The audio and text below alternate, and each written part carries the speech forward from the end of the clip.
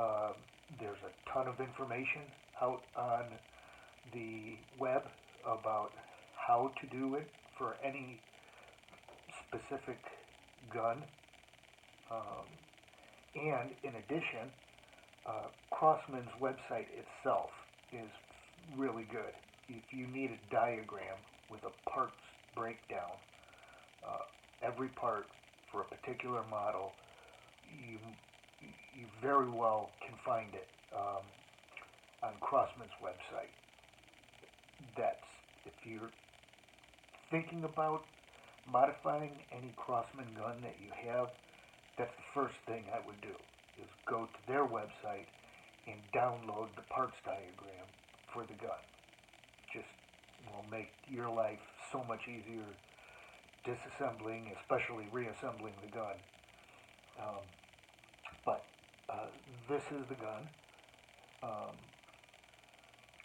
it's called a backpacker because it comes with a backpack, and the stock itself is removable and breaks down into two pieces and can easily fit in a backpack. So that's why it's called that. It's 22 caliber. Crossman claims it could shoot 650 feet per second. Now that, in my opinion, has to be with lead-free pellets, which no one's going to use.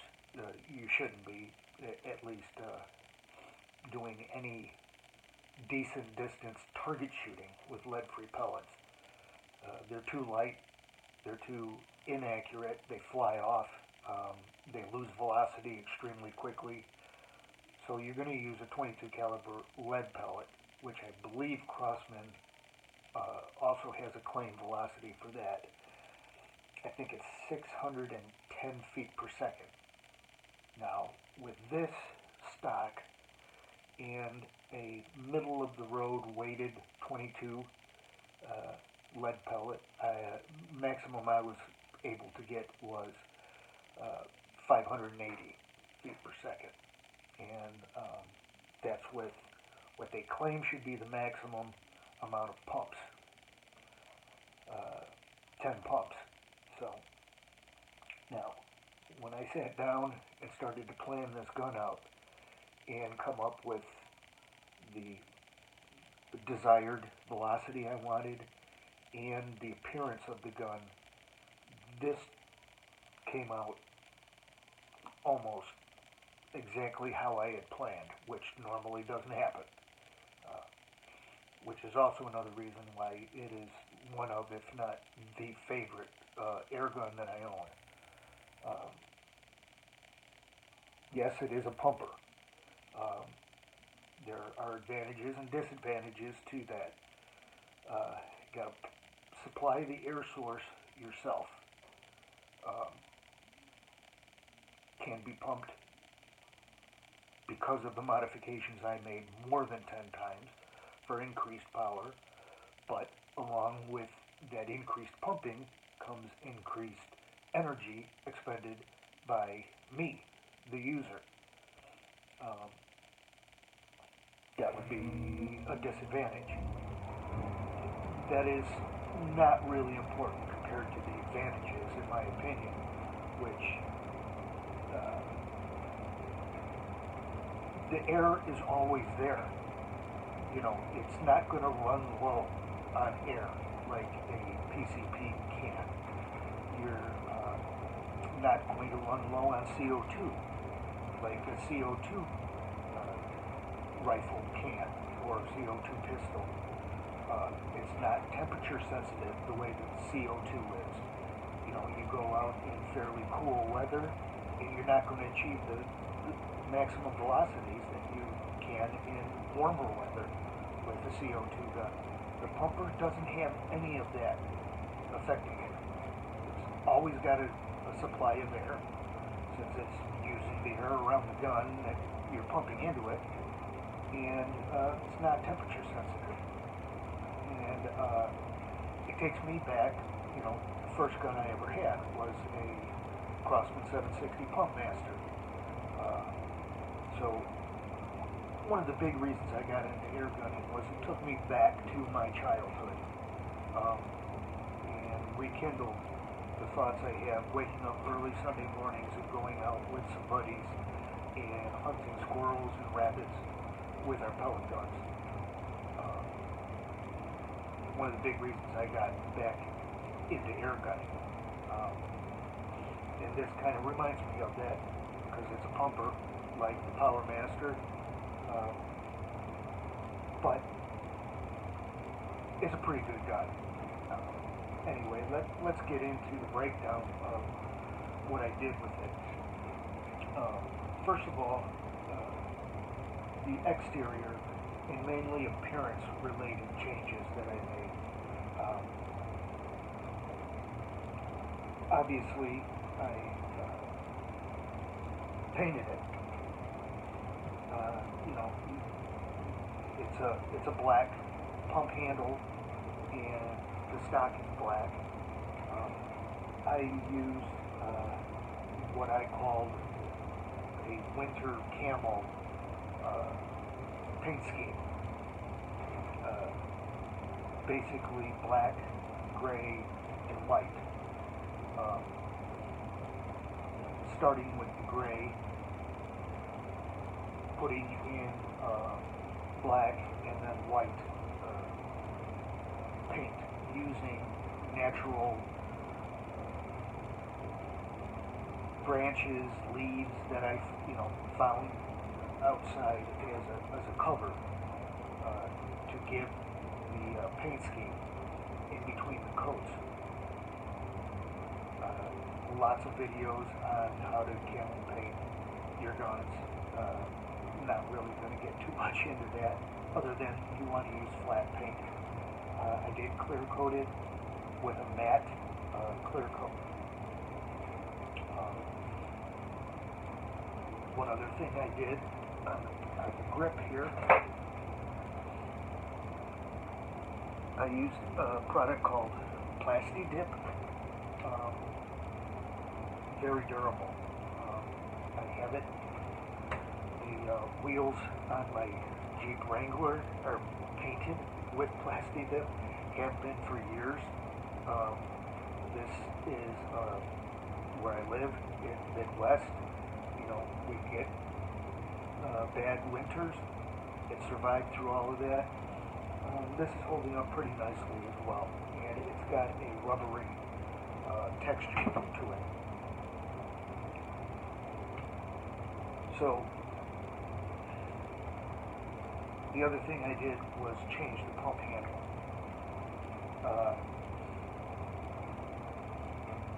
The newer version of this gun comes with a fairly narrow grip, pump handle grip, and I like the older version of the 2289. That's the model designation for the backpacker. Crosman 2289, which had a fatter pump handle, which I like. Now, it's nearly impossible to find those. I tried, the plastic versions that used to come with it. Crosman doesn't sell. And looking all over the internet for one, I had no luck finding them. Now, there are companies out there that will sell wooden copies. That's what this is. It's a wooden copy of the older pump handle version. I bought this particular one from Alliance Hobby. There's also another place called Alchemy Airworks that sells pretty much the identical version. The only difference is the Alliance Hobby version had checkering on the pump handle, which I preferred to a smooth finish, which is what you get with the Alchemy Airworks version. You have the checkering, but they're both great places to buy aftermarket parts for. That's where I got the pump handle from. Painted, clear coated it. I tried staining it, and it just did not come out the way that I wanted it to. Thought it would look better than painting. Ended up just painting it the same way I painted the rear stock here. But other appearance-wise changes that I made was to polish a lot of the parts. The trigger guard and the pump tube are still the original, Crosman blued metal, more blackish in appearance. But I added a steel breech, polished it, polished the probe, the bolt handle, the barrel, the caps on the back of both the breech and the pump tube. I added Alchemy Airworks muzzle brake. This really fit the color scheme very nicely with the black and silver aluminum. It's aluminum accents. Does not serve as a moderator or a silencer in any way. It's just for looks. But I like the way that it looked. That kind of got away from my philosophy of cheap air gunning. But I thought it was worth adding that with the way the rest of the gun was turning out, which I thought was pretty nice.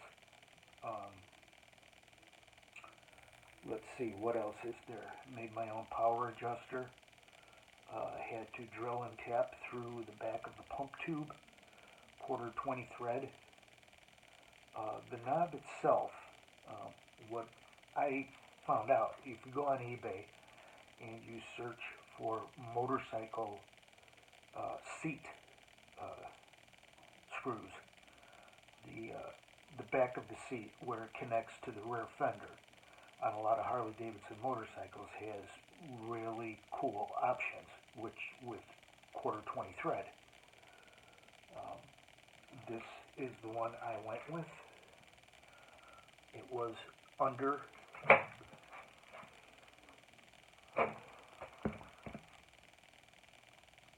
$6 on eBay, so cost-wise it worked out pretty well.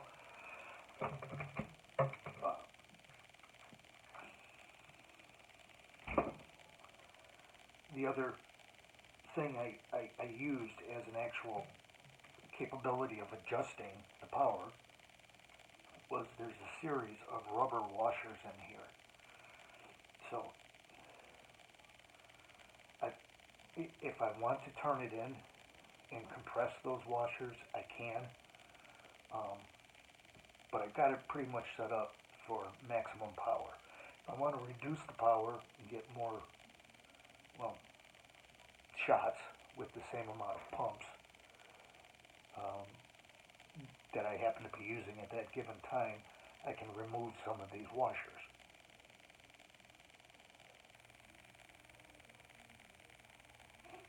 I can add washers. I can add washers to reduce the power. Removing washers would, and screwing it in farther, would increase the spring tension on the hammer.